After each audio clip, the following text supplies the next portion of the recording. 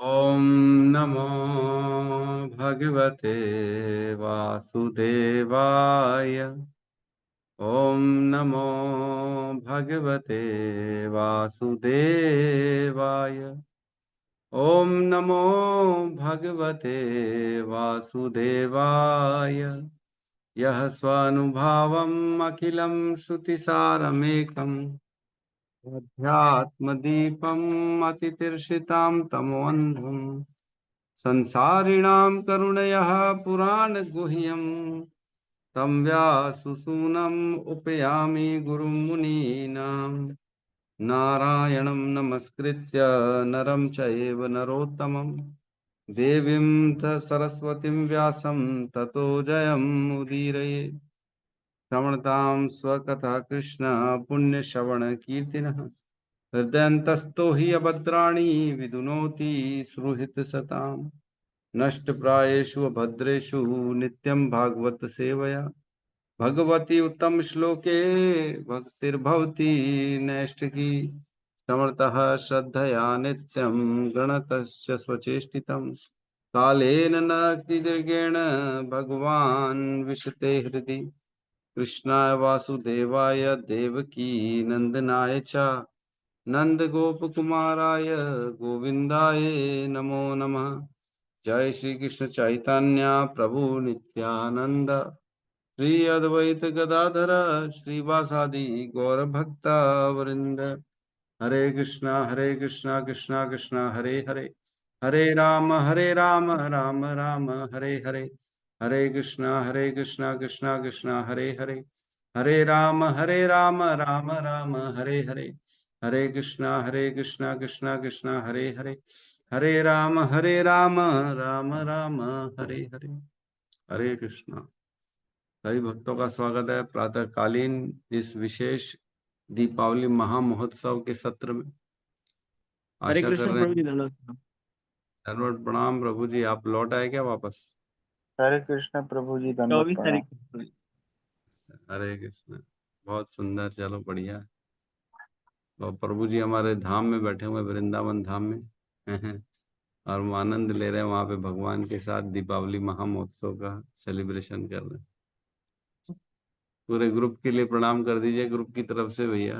भागवतम कक्षा हमारी बोलना आपकी कृपा से चलती रहे। आखिरी 10वां जी जी, 12वां के आज आज तक। सवेरे मैं मंगल आरती का भी वो सुना रहा था, लेकिन फिर सोचा डिस्टर्ब होगा सबको, फिर बंद कर दिया था। अच्छा, वहाँ सुन मंदिर का रहे थे मंगल हम आरती लोग पढ़ा। प्रभु जी। हरे जी जी। कृष्णा प्रभु जी, हम लोग सुन रहे थे। सुन रहे थे हम लोग। आज विशेष दिन दिवाली का दिन है। तो दीपावली के लिए हम कुछ महत्वपूर्ण बातें पता करते हैं, समझते हैं कि दिवाली क्यों मनाई जाती, दिवाली के दिन क्या क्या खास हुआ था। तो सबसे पहला जो हम चर्चा करते हैं, एक हुआ था समुद्र मंथन। सबको याद है कि नहीं याद है, मालूम है कि नहीं? है ना, समुद्र मंथन हुआ था जिसमें से 14 रत्न निकले थे, राइट। 14 रत्न निकले थे।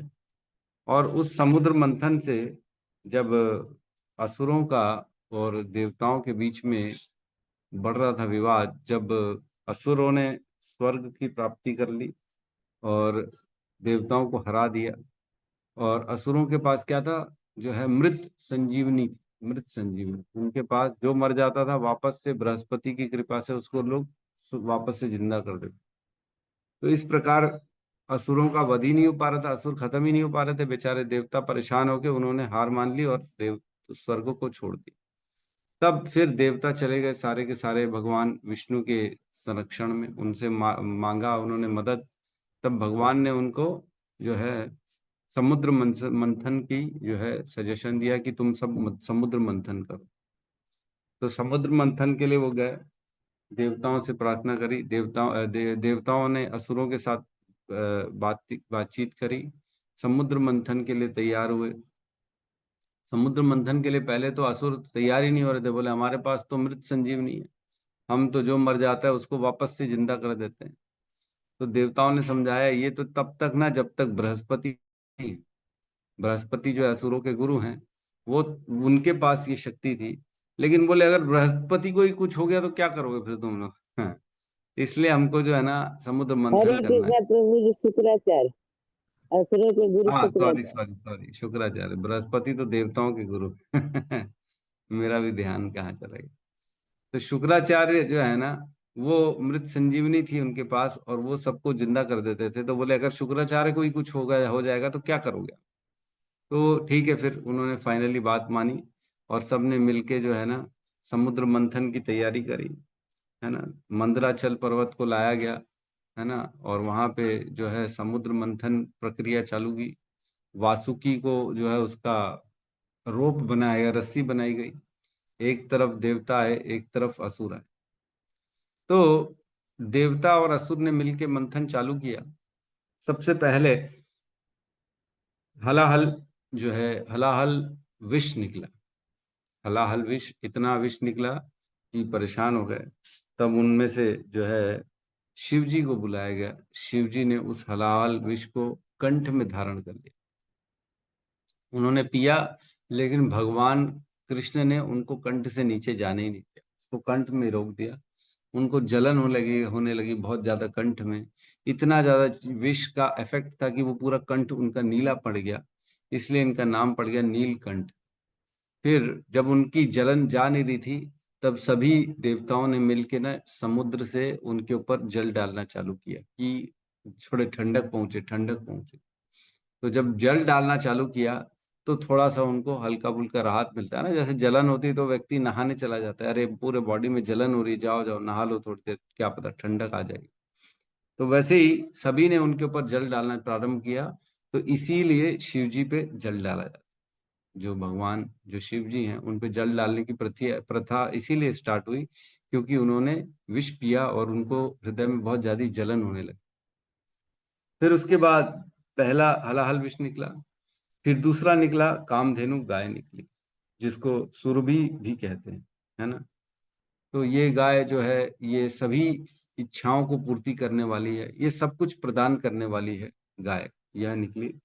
उसके बाद थर्ड निकला उच्च श्रवा, जो घोड़ा है वो निकला। यह घोड़ा जो है बलि महाराज ने ले लिया। बलि महाराज क्योंकि उस समय वही स्वर्ग के अधिपति थे, असुरों के राजा थे, उन्होंने रख लिया।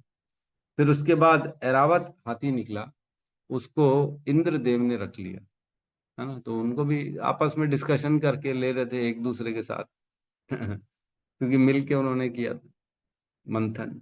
ऐरावत के बाद जो है पांचवा निकला कौस्तुभ मणि। कौस्तुभ मणि निकली, जो कि भगवान ने अपने हृदय में वक्ष स्थल में, कौस्तुभ मणि हमने पढ़ा ना, भगवान के वक्ष स्थल में श्रीवत्स का चिन्ह है कौस्तुभ मणि। तो उसको भगवान ने ले लिया अपने, भगवान ने विष्णु ने अपने वक्ष स्थल पर धारण कर लिया। फिर उसके बाद निकला परिजात वृक्ष। परिजात वृक्ष आप जानते ही हैं, जिसके कारण कृष्ण स्वर्ग चले गए थे। सत्यभामा ने जिद करी थी तो उनके लिए पूरा वृक्ष उठा के लेके आए थे, परिजात वृक्ष। और सातवां जो निकला, काफी सारे अप्सराएं निकली, बहुत सारी अप्सराएं, मेनका और क्या क्या जो है उर्वशी, रंभा, ये सब जो है ना सातवें स्थान पे उसी समुद्र मंथन से अप्सराएं निकली। और आठवें स्थान पे जो महत्वपूर्ण है, माँ लक्ष्मी निकली, है ना, जिनकी हम दीपावली में पूजा करते हैं ना, माता लक्ष्मी, वह आठवें स्थान पर निकली, जिसका वर्णन आठवें स्कंद में, आठवें अध्याय में पूरा डिटेल वर्णन है ना। तो जब माता लक्ष्मी निकली आठवें स्थान पर, तो वह देखने लगी कि मैं किसके पास जाऊं, और इतनी सुंदर थी, इतनी सुंदर जिसका वर्णन ही नहीं, सभी मोहित हो गए। लक्ष्मी जी को कौन नहीं चाहता है? कोई ऐसा है जो लक्ष्मी जी को नहीं चाहता? सभी चाहते लक्ष्मी जी को, बोले हमको मिल जाए, हमको मिल जाए, हमको मिल जाए। तो सभी लाइन लगा के खड़े हुए थे। तो माता लक्ष्मी जो निकली, वह तारीख थी शरद पूर्णिमा की। शरद पूर्णिमा अभी गई ना कुछ दिन पहले, उसी दिन 15 दिन पहले ना शरद पूर्णिमा।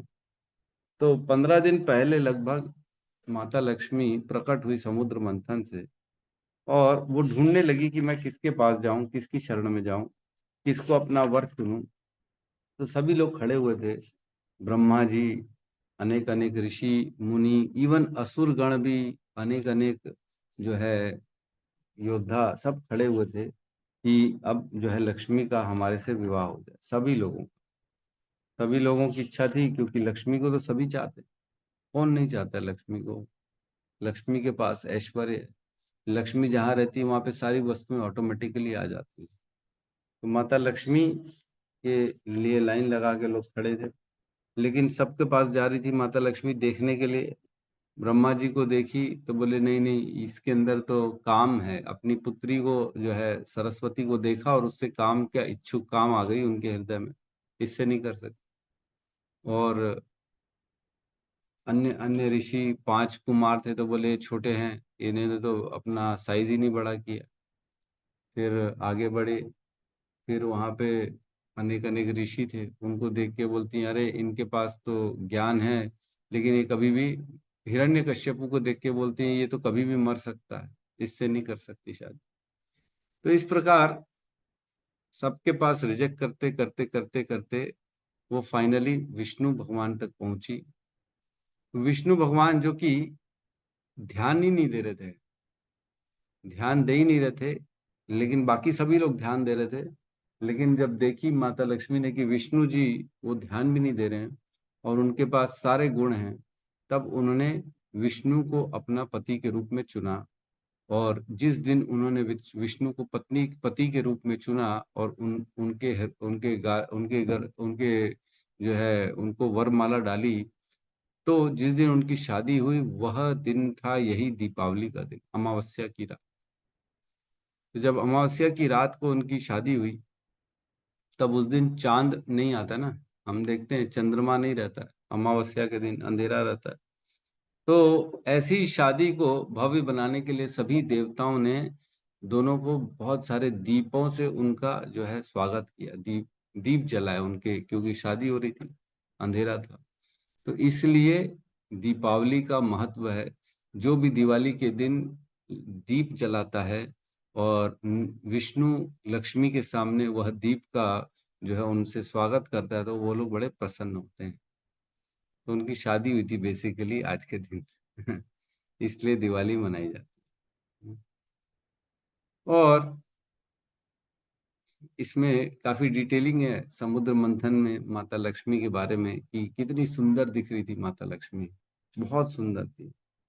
मैं बताऊं आपको, 8.8 से लेके वर्णन आता है ना, 8.8 से लेके वर्णन आता है कि, बता रहा हूँ,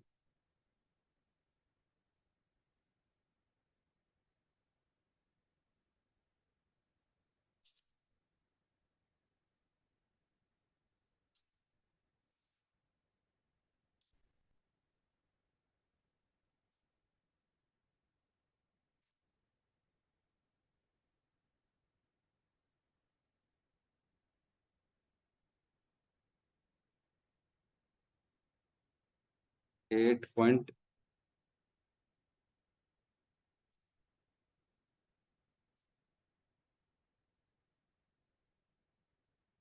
जब उनका विवाह हुआ, तब गंधर्व तथा चारण लोकों के निवासी ने अपने अपने वाद्य यंत्र यथा शंख, तुरही तथा ढोल बजाए वे अपनी अपनी पत्नियों के साथ नाचने गाने लगे। ब्रह्मा जी, शिव जी, अंगिरा मुनि तथा विश्व व्यवस्थापन के ऐसे ही निदेशकों ने फूल बरसाए और पूर्ण पुरुषोत्तम भगवान की दिव्य महिमा के सूचक मंत्रों का उच्चारण किया। सभी प्रजापतियों तथा उनकी प्रजा सहित सारे देवता लक्ष्मी जी के चितवन से धन्य होकर तुरंत ही अच्छे आचरण तथा दिव्य गुण से संपन्न हो गए। इस तरह वे अत्यधिक संतुष्ट हुए। हे राजन, लक्ष्मी जी द्वारा उपेक्षित हो जाने पर असुर तथा राक्षस अत्यंत निराश, मोहग्रस्त तथा उद्विग्न हो गए और इस तरह वे निर्लज्ज बन गए। तब कमल नयनी देवी वारुणी प्रकट हुई। अच्छा, इसके बाद जो है वारुणी देवी प्रकट हुई है। तो वारुणी देवी के बारे में नहीं चर्चा करें, मैं लक्ष्मी के बारे में थोड़ा सा वर्णन कर रहा था। उन्होंने उनके अपने अपूर्व सौंदर्य, शारीरिक सौष्ठव, तारुण्य रंग तथा यश के कारण हर व्यक्ति, यहाँ तक कि देवता, असुर तथा मनुष्य उनको पाने की कामना करने लगे। वे इसलिए आकृष्ट थी क्योंकि रमा देवी समस्त ऐश्वर्यों की उद्गम है। स्वर्ग का राजा इंद्र लक्ष्मी जी के बैठने के लिए उपयुक्त आसन ले आया। पवित्र जल वाली सारी नदियां यथा गंगा तथा यमुना साकार हो उठी और उनमें से हर एक माता लक्ष्मी के लिए सुनहरे जल पात्र में शुद्ध जल ले आई। भूमि ने साकार होकर अर्चा विग्रह की स्थापना के लिए सारी औषधियां तथा जड़ी बूटियां एकत्र की। गायों ने 5 प्रकार के उत्पाद दिए, दूध, दही, घी, गौमूत्र तथा गोबर। और साक्षात वसंत ऋतु ने चैत्र, वैशाख, अप्रैल तथा मई मास में उत्पन्न होने वाली हर वस्तु को एकत्रित किया। ऋषियों ने प्रामाणिक शास्त्रों में निर्देशित विधि से सौभाग्य की देवी लक्ष्मी का अभिषेक उत्सव संपन्न किया। गंधर्वों तथा सर्व मंगलकारी वैदिक मंत्रों का उच्चारण किया और व्यावसायिक नर्तकियों ने सुंदर नृत्य किया तथा वेदों द्वारा बताए गए प्रामाणिक गीतों को गाया। साक्षात बादलों ने तरह तरह के ढोल यथा मृदंग, पवन, मूरज तथा आनक बजाए। उन्होंने शंख तथा गोमुख नामक तुरियां भी बजाई और बांसुरी तथा वीणा का भी वादन किया। इन सब वाद्य यंत्रों की सम्मिलित ध्वनि अत्यंत तुमुल पूर्ण थी। तत्पश्चात बड़े बड़े हाथी सभी दिशाओं से गंगा जल से भरे कलश ले आए और भाग्य की देवी को विद्वान ब्राह्मणों द्वारा उच्चारित वैदिक मंत्रों के साथ स्नान कराया। स्नान कराते जाते समय लक्ष्मी जी अपनी मौलिक शैली को बनाए रखकर अपने हाथों में कमल धारण किए रही और वे अत्यंत सुंदर लग रही थी। वे परम सती साध्वी हैं क्योंकि वे पूर्ण पुरुषोत्तम भगवान के अतिरिक्त किसी को नहीं जानती। समस्त बहुमूल्य रत्नों से स्रोत समुद्र ने उन्हें ऊपर तथा नीचे के भाग के लिए पीले रेशमी वस्त्र प्रदान किए। जल के प्रधान देवता वरुण ने फूलों की मालाएं प्रदान की, जिनके चारों ओर मधु पिए हुए मस्त हुए भौरे मंडरा रहे थे। प्रजापतियों में से एक विश्वकर्मा ने तरह तरह के अलंकृत आभूषण दिए। विद्या की देवी सरस्वती ने गले का हार, ब्रह्मा जी ने कमल का फूल तथा नागलोक के निवासियों ने कान के कुंडल प्रदान किए। ये सब लक्ष्मी जी को अलग अलग देवताओं ने दिए। उनको जब वो आई तब सब ने उनसे इतनी ज्यादा ऐश्वर्यवान, इतनी सुंदर लग रही थी कि सब ने उन्हें अपना अपना कुछ न कुछ प्रदान किया। तो इस प्रकार जो है माता लक्ष्मी बहुत ही सुंदर है और बहुत ऐश्वर्य है उनका जो विवाह हुआ बेसिकली दिवाली के दिन।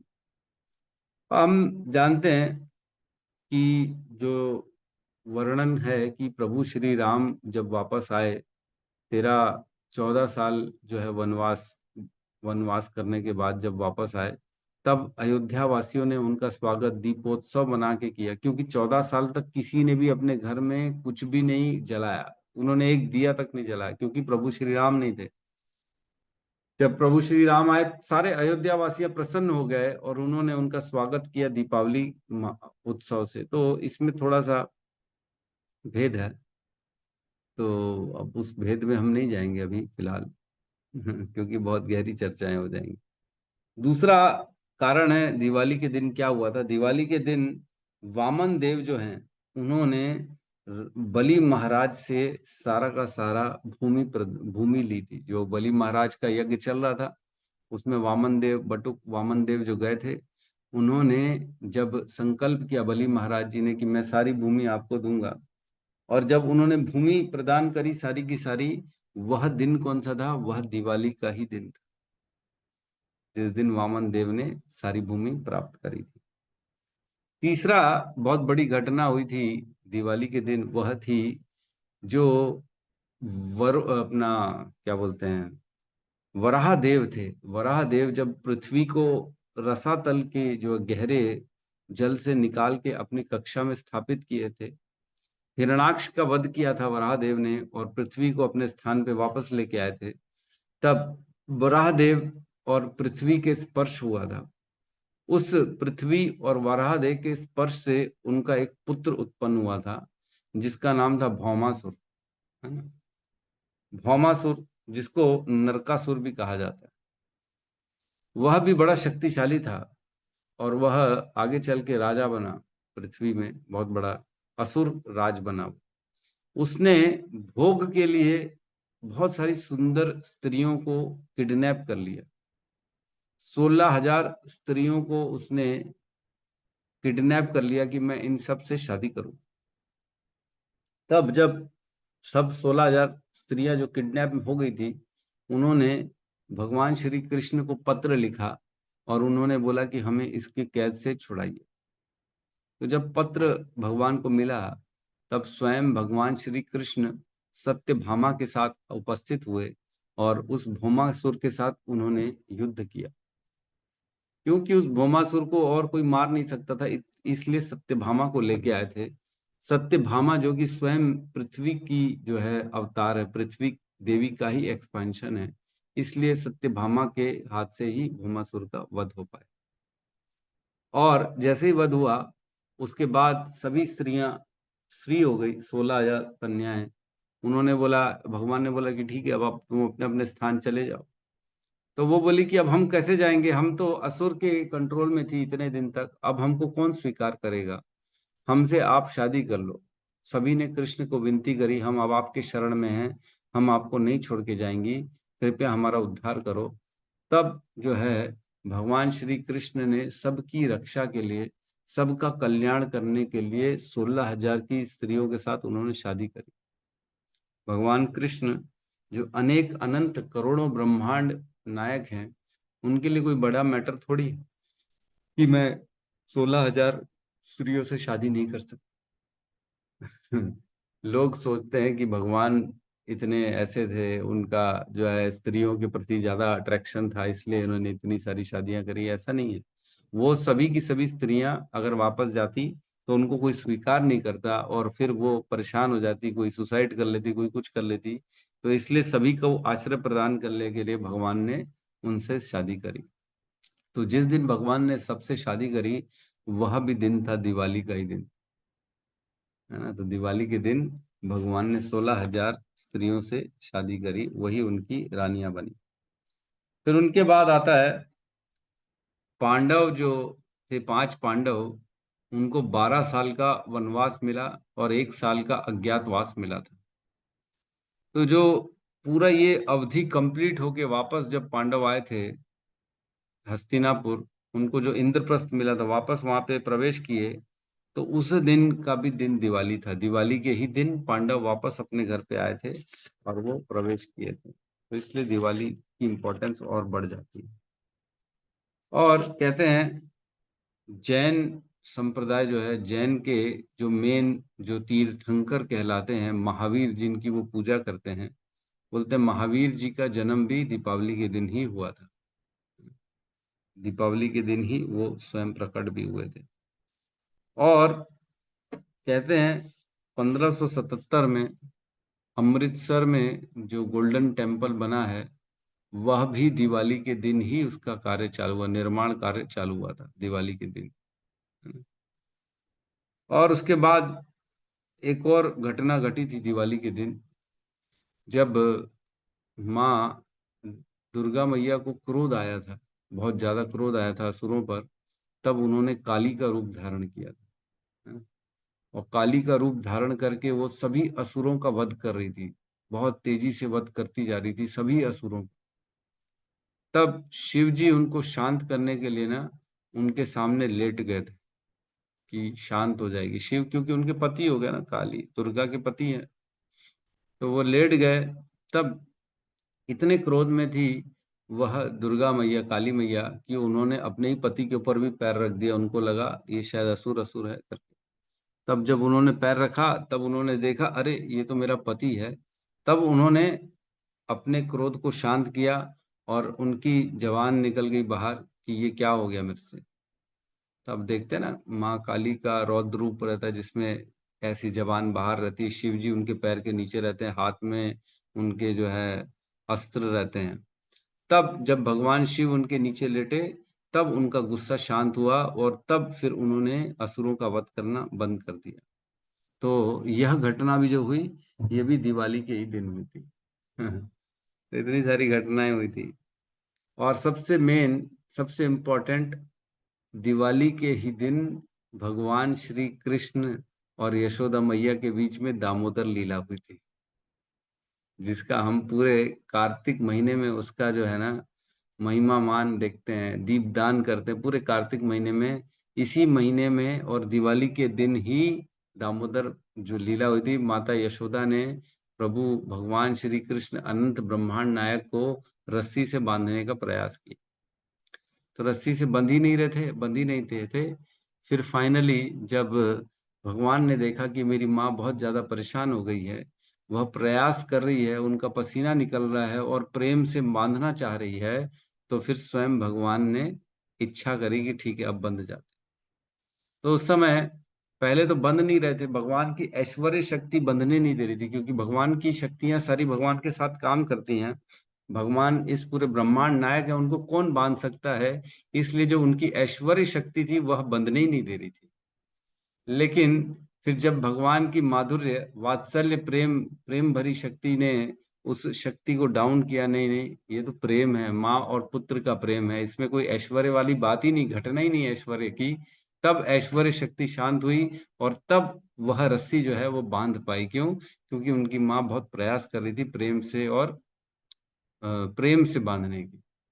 हमेशा 2 उंगल छोटी हो जाती थी, 2 उंगली, है ना, तब लेकिन फाइनली बंध गए।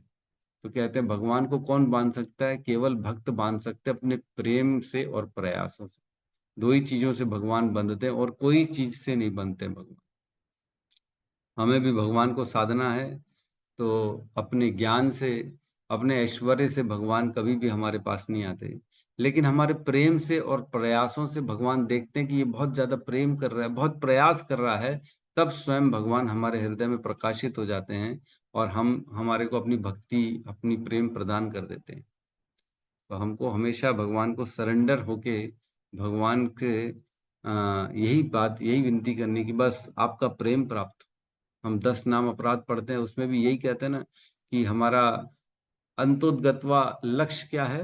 भगवान के चरणों में प्रेम की प्राप्ति, यानी ये उद्देश्य लेके ही नाम जप करना है, ये उद्देश्य लेके ही ग्रंथ और श्रीमद् भागवतम की कक्षा अटेंड करनी है।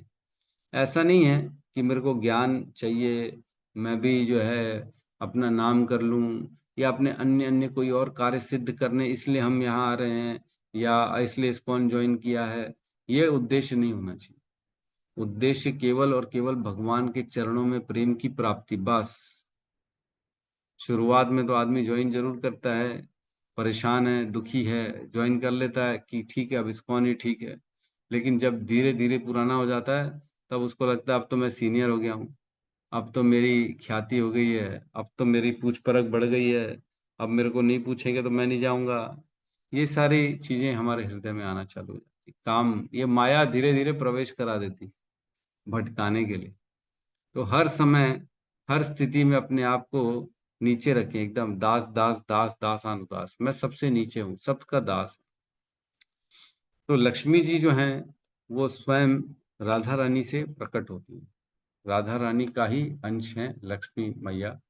और ऐसा नहीं कि एक लक्ष्मी है, हजारों हजारों लक्ष्मियां हैं वैकुंठों में जो हमेशा भगवान की सेवा करती रहती है।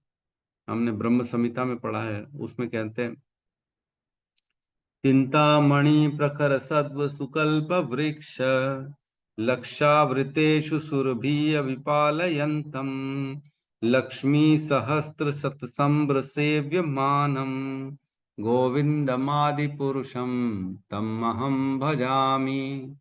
तो ब्रह्मा जी भगवान की स्तुति करते हैं, उसमें कहते हैं मैं उन आदि पुरुष भगवान गोविंद का भजन करता हूँ जो लाखों कल्प वृक्षों से घिरे हुए चिंतामणि समूह से निर्मित भवनों में कामधेनु गायों का पालन करते हैं, एवं जो असंख्य लक्ष्मियों अथवा गोपियों द्वारा सदैव प्रगाढ़ आदर और प्रेम सहित सेवित हैं। तो भगवान सहस्त्र हजारों हजारों लक्ष्मियों द्वारा सेवित हैं। जब समुद्र मंथन हुआ था, लक्ष्मी जी प्रकट हुई, तो लक्ष्मी जी ने जब भगवान को वरमाला पहनाई तो भगवान, इसमें श्लोक आता है, उन्होंने अपने वक्ष में, अपने हृदय में स्थान दिया लक्ष्मी मैया को। श्लोक भी है उसमें, 8.8 कोई नंबर है श्लोक, जिसमें उन्होंने, मैं बताऊं, जब उन्होंने वरमाला पहनाई तब जो है भगवान ने उनको अपने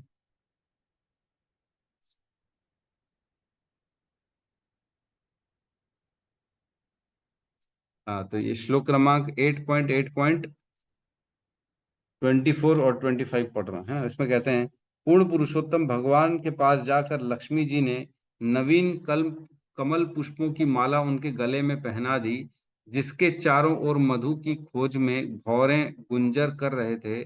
तब श्री भगवान के वक्ष स्थल पर स्थान पाने की आशा से वे उनकी बगल में खड़ी रही और उनका मुख लज्जा से मुस्कुरा रहा था। तब अगला श्लोक कहते हैं, पूर्ण पुरुषोत्तम भगवान तीनों लोकों के पिता हैं और उनका वक्ष स्थल समस्त ऐश्वर्यों की स्वामिनी भाग्य की देवी माता लक्ष्मी का निवास है। लक्ष्मी जी अपनी अनुकूल तथा कृपा पूर्ण चितवन से तीनों लोकों तथा उनके निवासियों और अधिपतियों देवताओं के ऐश्वर्यों को बढ़ा सकती हैं।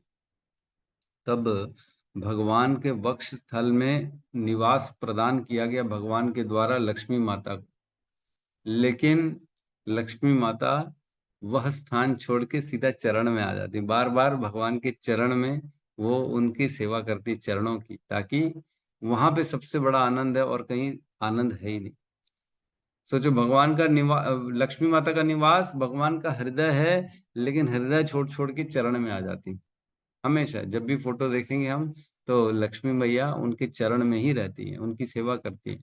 तो कोई कितना भी बड़ा आदमी क्यों ना हो, हमेशा उसको भगवान के चरणों में रहना चाहिए।